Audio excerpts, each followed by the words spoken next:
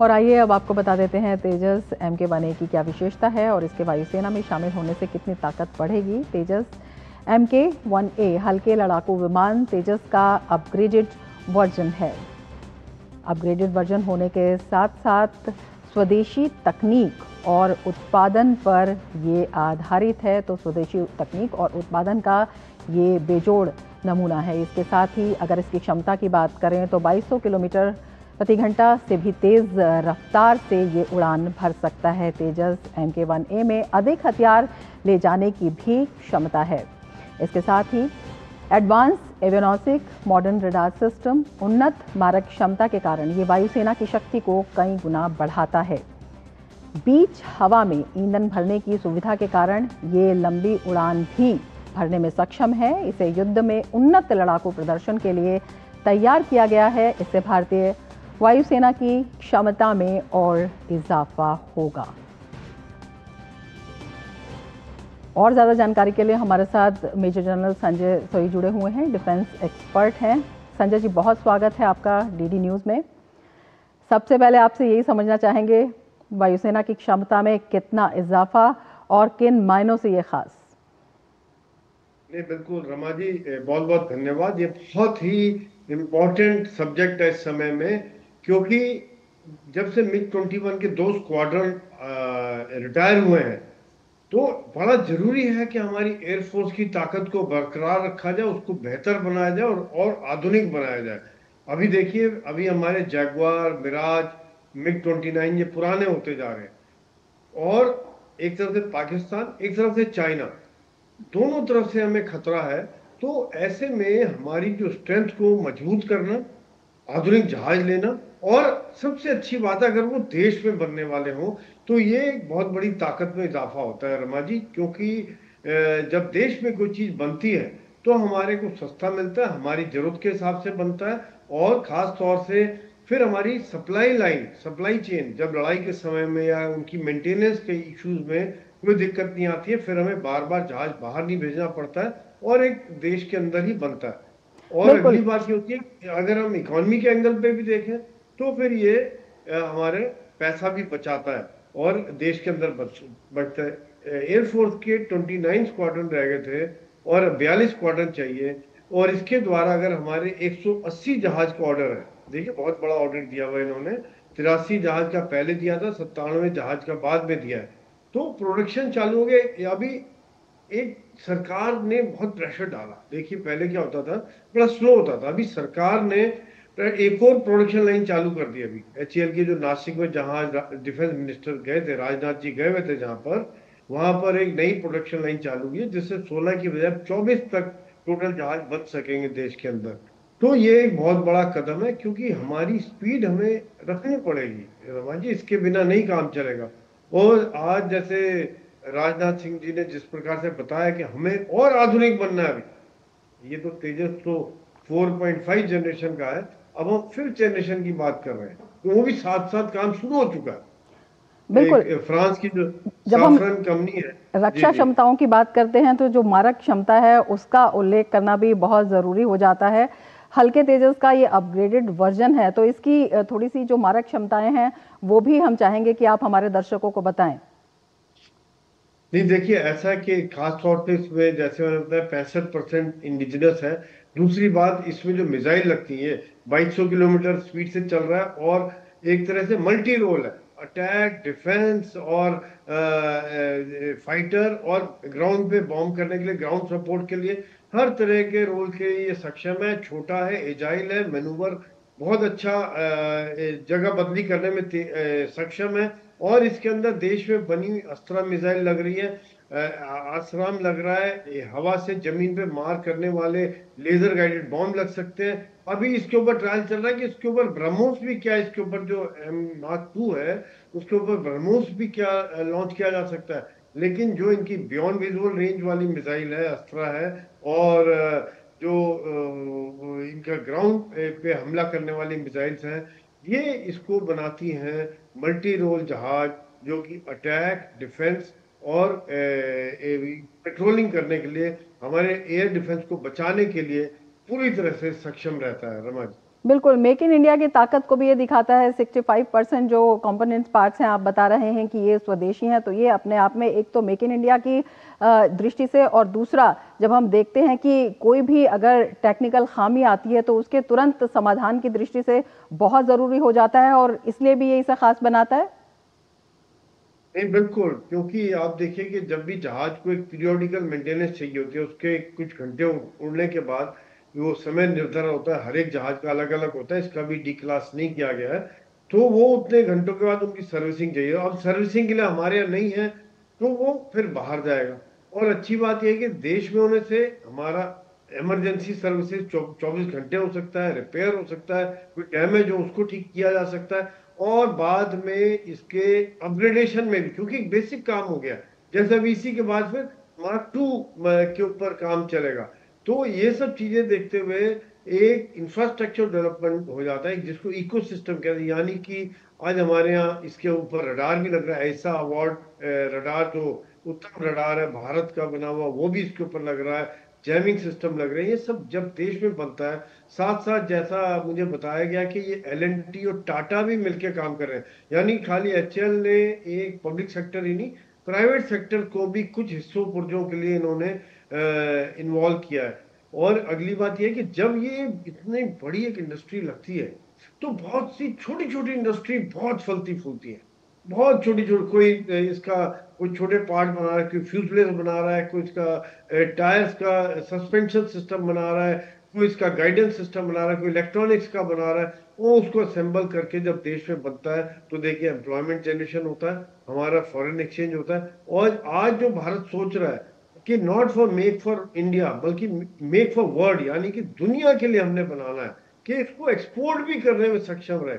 आज जब हम कई बार JF-17 जो चाइना का है उससे कंपेयर करते हैं, तो बहुत सी बातों में ये उससे बेहतर होता है। हालांकि इसका हमारा स्टार्ट लेट हुआ है, कुछ इंजन की प्रॉब्लम की वजह से और लेट हुआ, लेकिन जब हम क्वालिटीज देखते हैं तो चाइना के JF-17 से काफी बेहतर है, क्योंकि उसका लोग देख चुके हैं कैसे उसकी बॉडी में क्रैक्स डेवलप हो रहे हैं, कैसे उसके मेंटेनेंस के इशू आ रहे हैं। वो भी रशियन इंजन के ऊपर डिपेंडेंट है, रशियन पार्ट्स के ऊपर डिपेंडेंट है। तो यहाँ पे कई जो मारक क्षमता में हमारे मैन्यूवरेबिलिटी ज्यादा है, इसकी रेंज ज्यादा है, एयर टू एयर रिफ्यूलिंग है इसमें, ये सब देखते हुए ये चाइना के JF-17 से काफी बेहतर है। और इस समय में एयरफोर्स को बहुत जरूरत थी एक्चुअली में, रमा जी। हम थोड़ा लेट है वैसे, फ्रैंकली मैं सच बता रहा हूँ, लेकिन अभी भी हमने स्पीड जैसे पकड़ी है, जिस प्रकार से तीसरा प्लांट इनॉग्रेट कर दिया नासिक में, ताकि स्पीड चाहिए बनाने के लिए, पूरा करना है। आज हम सुरक्षा के मामले में चूक नहीं कर सकते हैं, तो सरकार इसके लिए सजग है। और जिस प्रकार से आज साथ साथ फिफ्थ जनरेशन की बात चल रही है, सैफरॉन के साथ अगला इंजन बनाने की बात चल रही है, वो भी देश में बनेगा, जो फ्रांस की कंपनी है सैफरॉन। तो ये देखते हुए इस समय में बहुत जरूरी है कि जो हमारा सिस्टम डेवलप हो रहे हैं देश के अंदर, और जो आधुनिक जहाज आता है, ये सुरक्षा को ध्यान में रखते बड़ा जरूरी है, रमा जी। बिल्कुल, इसके साथ ही जो आयात पर निर्भरता है वो भी कम होगी। आप बता रहे हैं कि ये एक्सपोर्ट भी किए जा सकेंगे, तो अपने आप में जो देश की अर्थव्यवस्था है उस पर भी एक बड़ा असर इससे पड़ने वाला है। जो क्वालिटी है वो तो है ही, क्योंकि स्वदेशी का विश्वास है वो इसमें शामिल है। तो रमा जी ऐसा है कि देखिए इस समय में डिफेंस इंडस्ट्री का प्रोडक्शन पिछले 5 सालों में डबल हो गया, और इस समय में पिछले साल जैसे आप बता रही हैं कि 21,000 करोड़ से ज्यादा का एक्सपोर्ट किया गया था, और अभी सरकार कह रही है कि 2030 तक 50,000 करोड़ ले जाना है। सरकार सजग है इस मामले में, क्योंकि इससे फॉरेन एक्सचेंज आएगा, हमारे देश में नौकरी आएगी, हमारे देश के जो इंजीनियर्स हैं, जो इंडस्ट्री है, मैन्युफैक्चरिंग सेक्टर है, इसको ग्रोथ मिलेगा और इकोनॉमी ग्रो होगी। जब एक बनती है कोई चीज तो बहुत जबरदस्त, कोई ट्रांसपोर्टेशन है, कोई हमारा इलेक्ट्रॉनिक्स बना रहा है, कोई मेटलर्जी पे काम कर रहा है, कोई इंजन बना रहा है, कोई टायर बना रहा है, कोई सस्पेंशन बना रहा है, कितनी एम्प्लॉयमेंट जनरेट होती है, इकोनॉमी चलती है। अमेरिका की इकोनॉमी हथियारों के एक्सपोर्ट भी चलती है, उनका और कुछ है नहीं ज्यादा, यही एक्सपोर्ट करते हैं वो ज्यादा। तो आज बड़ा जरूरी है, इस क्षेत्र में हम अभी भी पीछे हैं, लेकिन जो सरकार के द्वारा शुरुआत की गई है 2014 के बाद से, और खास तौर से रमा जी में 2016 में जब मनोहर पर्रिकर जी रक्षा मंत्री थे, तब मैं सर्विस में था, तब ये शुरू हुआ था प्राइवेट सेक्टर को लेना। प्राइवेट सेक्टर को लेना, IITs को लेना। उसके पहले खाली पब्लिक सेक्टर में होता था, जिसका कोई जवाबदारी नहीं होती थी, जिसका कोई अकाउंटेबिलिटी नहीं होती थी। अब वहाँ कंपटीशन आ गया। अब देखिए L&T, बाबा कल्याणी, टाटा, रिलायंस, अनेकों किस्म, इसके अलावा कितने MSME आ गए हैं जो कि डिफेंस सेक्टर में आ गए। तब बड़ा जबरदस्त ग्रोथ आया है और एक आधुनिक हथियार बनाने में सक्षम हुए हैं और तकरीबन 100 से ज्यादा देशों में हम एक्सपोर्ट कर रहे हैं। और जो हमारा एक्सपोर्ट है और जो हम इंपोर्ट करते थे वो बच रहा है। तो यानी कि हमारा जो फॉरेन एक्सचेंज बाहर जाता था वो बचेगा और एक्सपोर्ट कर लेते, फॉरेन एक्सचेंज आ रहा है, लोगों को नौकरी मिल रही है, इकॉनमी है।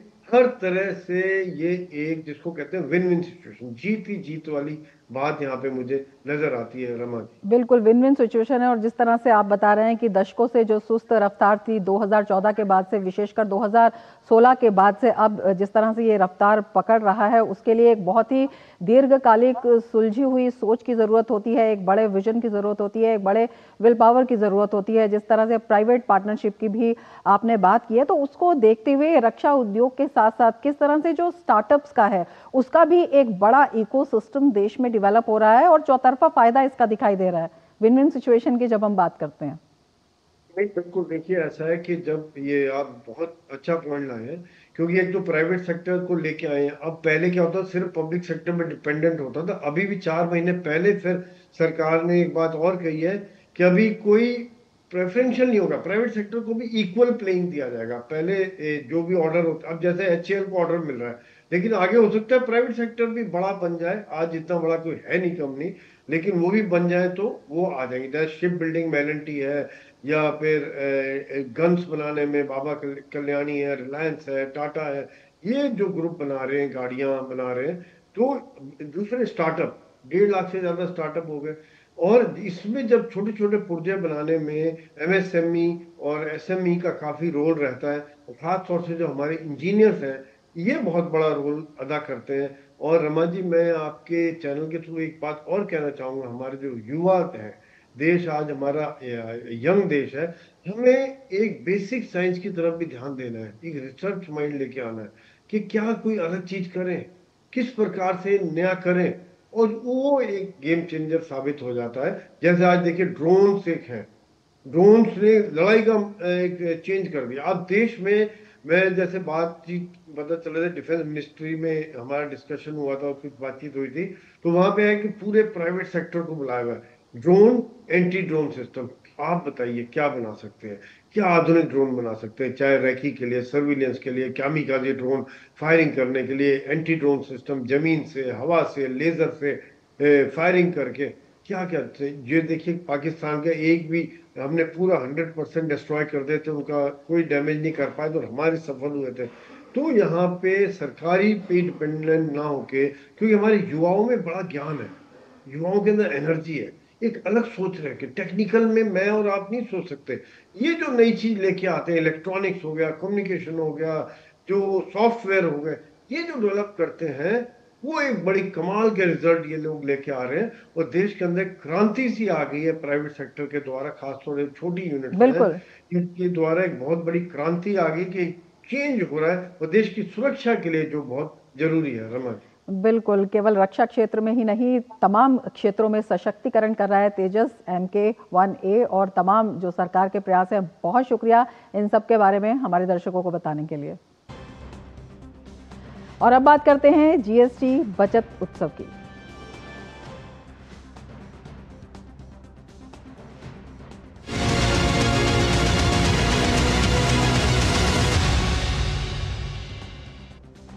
केंद्र सरकार द्वारा GST में किए गए संशोधन से अलीगढ़ जिले के उद्यमी बहुत खुश हैं। उद्यमियों का कहना है इससे उद्यमियों और कारोबारियों के साथ साथ उपभोक्ताओं को भी बड़ी राहत मिली है। अभी जो GST की दरों को घटाया है, उससे निश्चित रूप से MSME हमारी लाभान्वित होगी, क्योंकि MSME हमारी छोटे छोटे उत्पादों से जुड़ी हुई है और छोटे उत्पादों की दरें कम होने से उनकी बिक्री भी बढ़ेगी। MSME द्वारा सरकार